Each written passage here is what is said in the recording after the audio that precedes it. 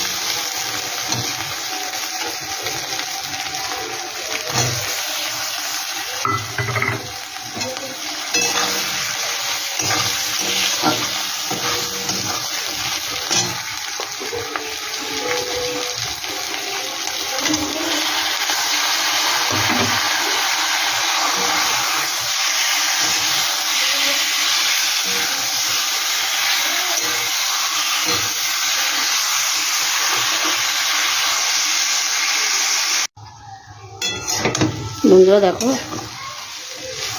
শাকটা কিন্তু আমার খুব সুন্দর হয়ে গেছে। এই কচুর শাকটা দেখো, দেখতেও দারুণ লাগছে কিন্তু। আর কচুর শাকটা যখন বন্ধুরা রান্না কেটেছি একটু কিন্তু হাত চুলকায় নেই, তাও একটুখানি তোমরা ইসে দিয়ে দিবে লেবু, দারুণ লাগে কিন্তু। একটু গরম মশলা দিয়ে দিচ্ছি আমি, অল্প করে একটু গরম মশলা দিয়ে দিলাম একটু চিনি। কচু শাকে একটু চিনি না দিলে ভালো লাগে না। একটু ধনেপাতা কুচি দিয়ে দিলাম। এটা কিন্তু আমার রান্না কমপ্লিট হয়ে গেল।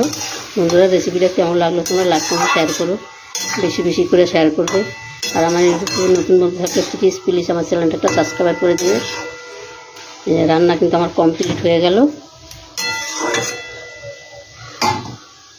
বন্ধুরা, এইভাবে একবার করে দেখবে, খেয়ে দারুণ অসাধারণ লাগে কিন্তু। তো বন্ধুরা, আজকে আসছি, কালকে আবার দেখা হবে নতুন কোনো রেসিপি নিয়ে। তোমরা ভালো থেকো, সুস্থ থেকো, টাটা, বাই বাই।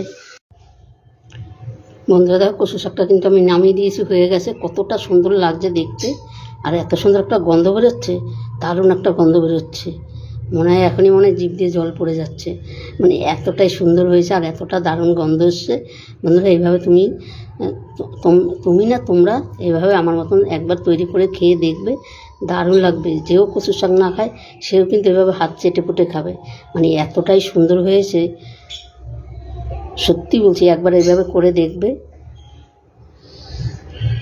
অসাধারণ কিন্তু লাগবে।